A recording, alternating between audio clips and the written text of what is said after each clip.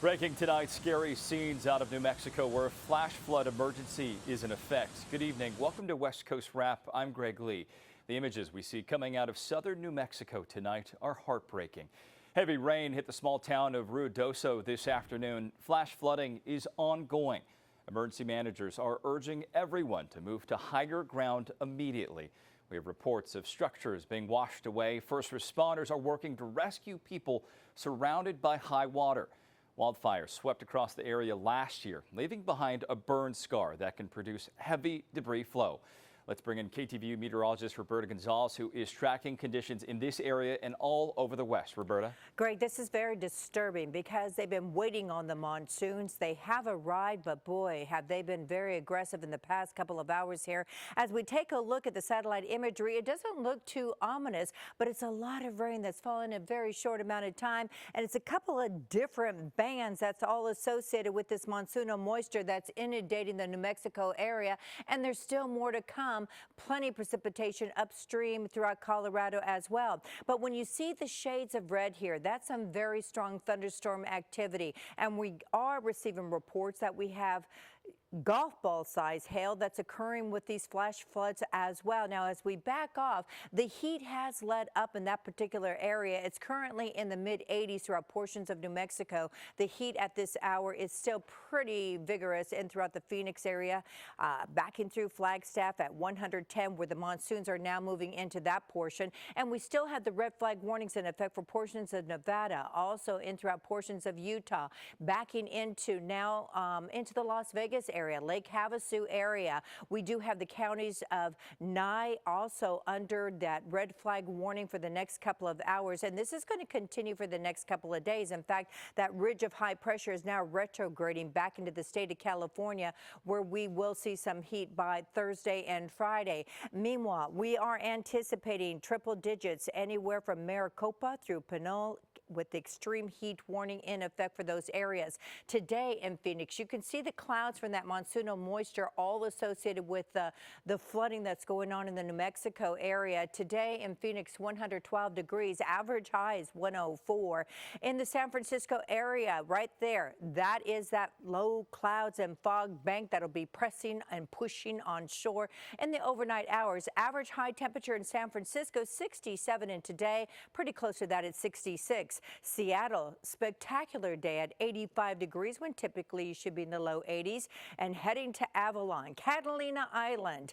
The temperature there today, 70, just 12 miles more to the east, the city of Los Angeles at 81 degrees. The extended forecast does call for clouds to increase on Wednesday for Seattle. We're talking about the heat to increase in the Phoenix area, and the flooding, well, it looks like we will have more rain showers pressing up against New Mexico. Los Angeles, you are above average for this time of the year, and by Friday, so will be San Francisco. Greg? Scary situation there in New Mexico tonight. Roberta, thank you. Friends and loved ones of a Marin County, California family missing in the Texas floods are gathering for a prayer service in Kentfield this evening. Mark Walker, his wife Sarah, and their son Johnny have not been heard from since the flash floods inundated the Kirk County area. Their 16-year-old daughter was away at summer camp elsewhere in Texas and was not caught in the floods. She's a student at Marin Catholic High School in Kentfield. Her brother is set to be a freshman at that school starting this fall. The number of people confirmed dead in the floods in Texas is up to 109. Most of the deaths happened in Kirk County, where the Guadalupe River surged 26 feet in under an hour early Friday, wiping out homes, roads, and the Camp Mystic summer camp. Hundreds of volunteers and over 400 agencies are on the ground searching for the missing. That number is now at 161. Governor Greg Abbott saying that could go up as search and rescue operations continue. The hearts of our fellow Texans are breaking every single day because of what people of this community and the surrounding area are going through. There's nothing more important on our hearts and minds than the people of this community, especially those who are still lost. California Governor Gavin Newsom is sending 18 urban search and rescue team members to Texas to aid in the response. President Trump signed an emergency declaration for Kirk County. He's expected to visit on Friday. We are helping raise money for victims' families in Texas. To get in on the relief effort, head over to our website, westcoastwrap.com. One day after a controversial immigration enforcement raid at Los Angeles' MacArthur Park, the park looked quiet today. On the left, you see yesterday's show of force by federal agents. On the right, the same area empty today. Fox 11's Laura Diaz spoke with people who visited the park today, saying they are still nervous about what comes next. Peligroso aquí. Es peligroso aquí, sí. Ya de noche. Tuesday, the day after the ICE drama, a relative calm returned to MacArthur Park in the Westlake district of L.A. People relaxed in the shade. Food vendors were out. But this still very much on everyone's mind. A convoy, which included armored vehicles, a frantic emergency visit by LA's Mayor Karen Bass to try to stop it. Heavily armed immigration agents swarming the park, which sits in the heart of a dense immigrant community, but which is also known for crime, drugs, and homeless. 24 hours later, it still appeared that no suspected undocumented people were arrested. This man, who said he's a citizen and worries about crime in the area, he said he's still shaken by what he called the heavy-handed tactics displayed by federal agents. I saw what happened yesterday, and I was concerned about what's happened about our neighborhood. As I interviewed the man, the LAPD rolled by and reminded us to be careful. The park, they said, was not safe. I just want to let you know, just be aware of your surroundings. That's a very expensive purse that you have. I would hate for someone to come and take it. Okay. Okay. Just be aware. I know you're recording, doing your job, but just be vigilant and be aware of your surroundings. Thank you. MacArthur Park, just 2 miles from the seat of power in downtown LA. This man told me he's scared. He carries papers in his backpack proving he's here legally. Langer's is a famous deli on Alvarado known for its delicious sandwiches. Its owner saw what happened Monday and was horrified, but he thinks some solutions to solving crime are needed. There's some discussion now about fencing the park off and putting wrought iron fencing around it and cleaning it up and making it safe again for kids to play and families to have picnics and so on. It's on the horizon. It's going to happen. How soon? It's questionable. Money is not there.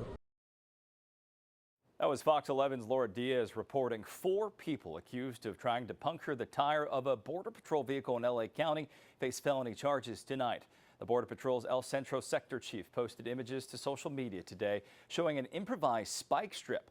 He says the device was deployed this morning during an immigration enforcement operation in Van Nuys. He followed up his post of the images with another post saying, quote, "Everyone who assaults, impedes, or obstructs federal law enforcement operations will be arrested. Don't do it. It's a felony charge." Today, California Senator Alex Padilla introduced a new bill requiring ICE agents to identify themselves during public activities such as immigration sweeps. The bill would prohibit federal officers from wearing masks that obscure their faces. Agents would also need to clearly display their IDs. Senator Padilla thinks the legislation would create more transparency and help de-escalate confrontations between federal agents and protesters.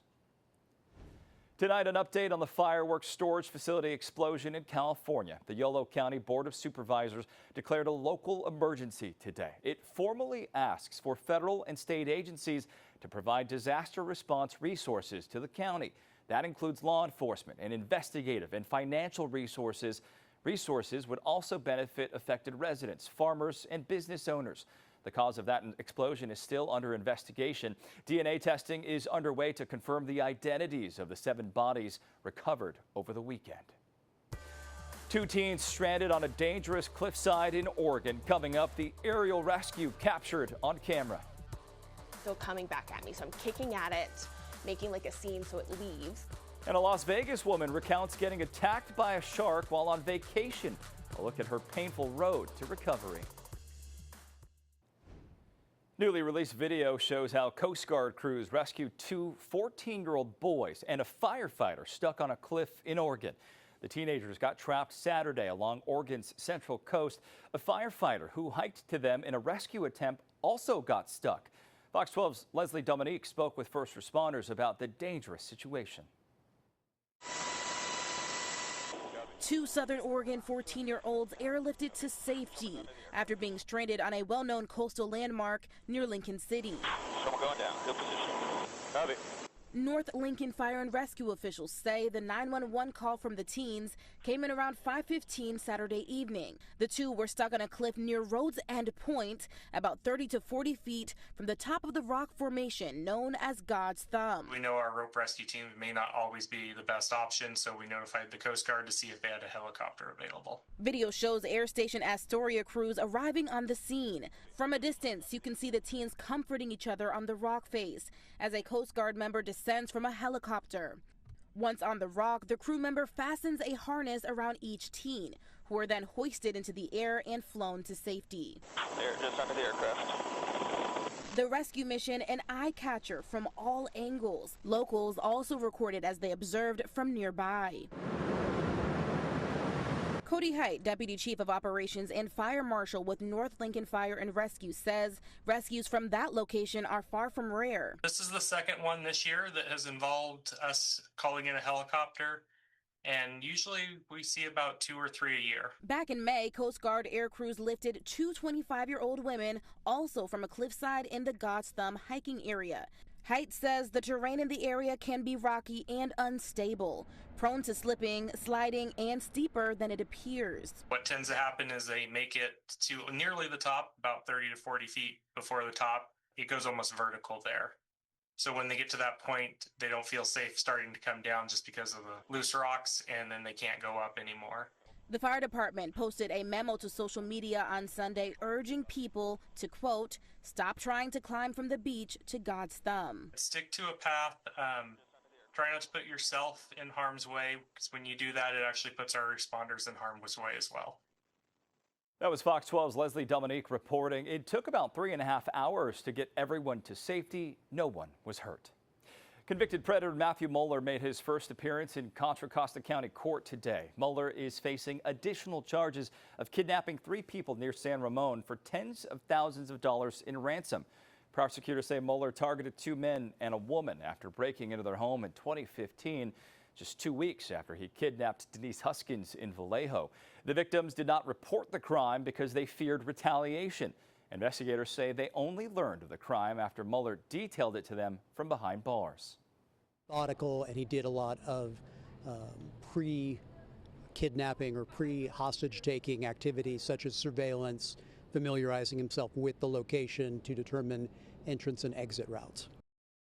Mueller has also been convicted of tying up a man and kidnapping a woman at Folsom Lake when he was just 16 years old, as well as invading women's homes in Silicon Valley in 2009. Music mogul Shawn Combs will not get the earlier sentencing date he wants. Today, a judge formally set an October 3rd sentencing date in Combs' federal sex crimes case. Defense attorneys wanted him sentenced sooner due to Combs already being incarcerated for nearly a year as his case played out. I spoke with TMZ's Michael Babcock about expectations for sentencing day. Defense believes that the sentencing guidelines indicate he would receive or should receive somewhere around 21 months. And like you said, Greg, he will at that point have been in for about 12 months. He would clearly get credit for that time served. So would really only have a handful of months left, 9 months or so left on that sentence. That is if the judge sees it the way the defense sees it. The prosecutors believe that Diddy should receive something like a 51-month sentence, perhaps even more. That would obviously entail him doing something like 3.5 more years on top of what he has already done. Last week, jurors found Combs guilty of 2 prostitution-related charges. They acquitted him of more serious racketeering and sex trafficking charges.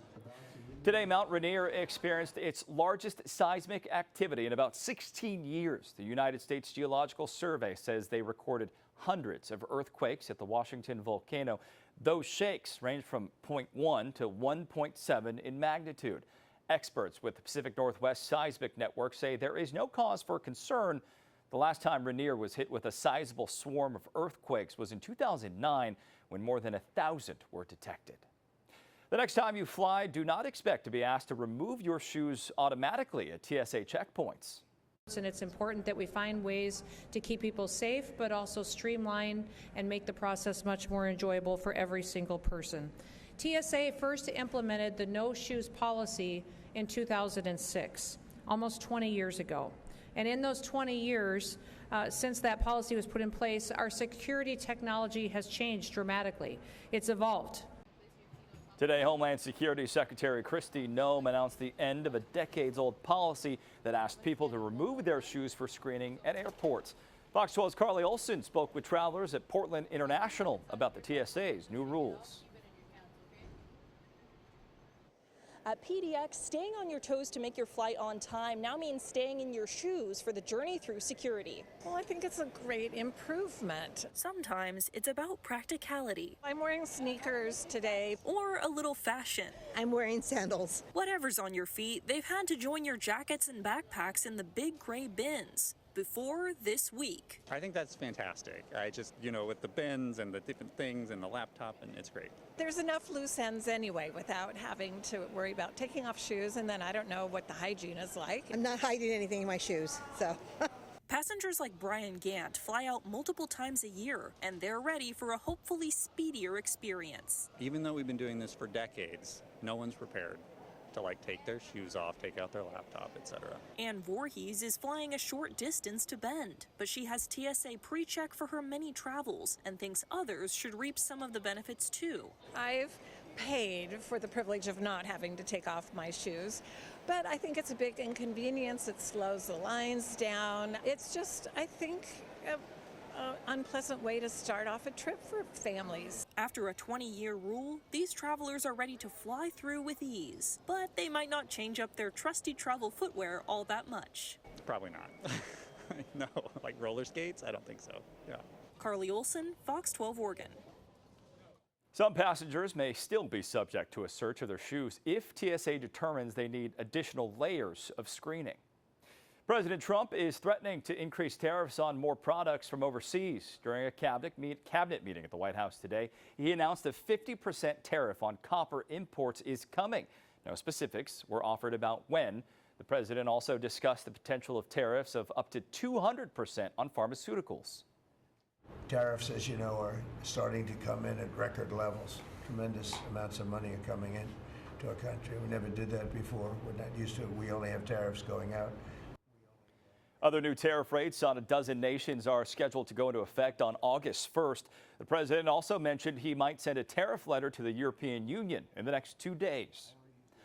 From the Pacific Northwest to the Southwest, people can expect to feel a warm up this week. Giving you a live look at Phoenix, where an extreme heat warning is already back in effect.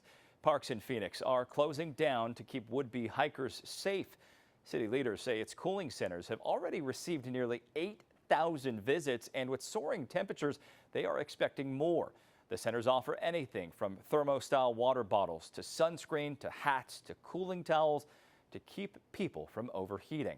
So far this summer, Phoenix Fire has reported 372 heat-related calls and 1 death. That is down from 2 deaths this time last year. Leaders say keeping those numbers down is a team effort.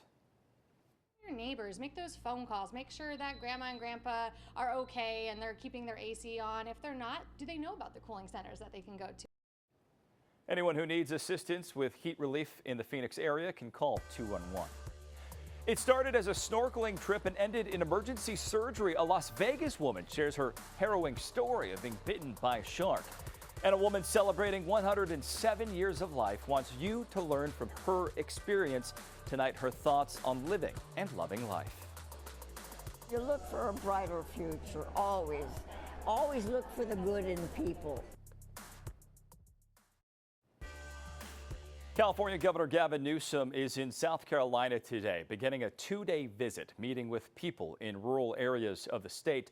The South Carolina Democratic Party says the tour of rural counties will allow the governor to build partnerships and connect with voters who have been overlooked. According to Governor Newsom, the visit is to highlight the need for disaster relief. It's been an ongoing issue for me to work with governors, not just Democratic governors, but Republican governors, North Carolina, South Carolina, Tennessee, and others that have been impacted, and get the support at the subnational level, meaning at the gubernatorial level. Newsom is set to make a total of 8 stops across South Carolina. The governor has shrugged off questions about the visit being tied to a possible presidential run in 2028. A Las Vegas woman says she's angry about her encounter with a shark off Florida's coast. Fox 5's Jacqueline Schultz spoke with her about surviving a shark bite. So I was still underwater. I had my snorkel in, so screaming doesn't do anything. Did what you do in movies where I was like holding my arm and like screaming shark. Emily Ross spent days in the hospital recovering from a shark bite, surgery, and skin grafts. A Las Vegas local who has traveled the world had never been to Florida. During Memorial Day weekend, she went with her mom's friend to commemorate the anniversary of her mother's passing. This is video of Pompano Beach from its beach cam. The city has underwater cameras to view all sorts of marine life, from schools of fish, coral, and even barracudas and sharks. Emily went snorkeling just south of there outside the city's jurisdiction at Lauderdale by the Sea. A Pompano Beach spokesperson says there are no lifeguards there. I was to waist deep, and there was like children not far away from me either. My goggles and my snorkel, looking at the fish, and then I saw the tail of the shark. So I grab onto my arm to like try to hold the blood because I realize I've been bit. It was still coming back at me, so I'm kicking at it, making like a scene so it leaves. Emily rushed out of the water. She says two kind strangers named Ivan and Kim helped make a tourniquet and stopped the bleeding. Straighten that finger out? She bled so much she wanted to pass out. She was rushed to a trauma center and quickly went into surgery. This is the only skin graft. He was able to pull everything else together. A little bit of active movement now. Since coming back to Las Vegas, she has been in intensive physical therapy. Emily needs her hands. She's a computer programmer. Really angry that this happened. Like the likelihood of getting bit by a shark is like 1 in 11 million or something. This situation is so uncommon. People should not be scared of the water and people should not be scared of sharks. It doesn't matter how strong of a swimmer you are, you should watch out to only swim when there's lifeguards present. This is something that I take full responsibility for. That was Fox 5's Jacqueline Schultz reporting. Ross knows she has a lot of physical therapy ahead of her. She says she's looking forward to getting strong enough to swim again. Finally tonight, 107 and still counting for a Washington woman.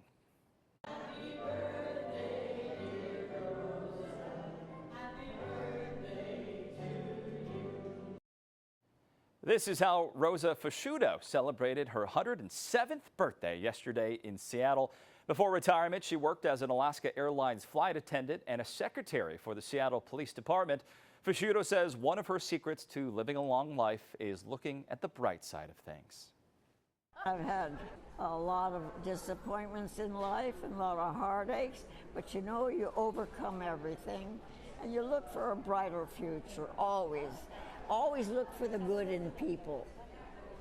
There's always good in people. A good message. These days, Fasciuto says she dedicates her time to her community through volunteer work. That's our report. Thanks so much for joining us tonight. A reminder, you can stay up to date on all the stories we're covering online. Just go to westcoastwrap.com and stream all of our shows on your smart TV by downloading the Fox Local app. Good night, everybody.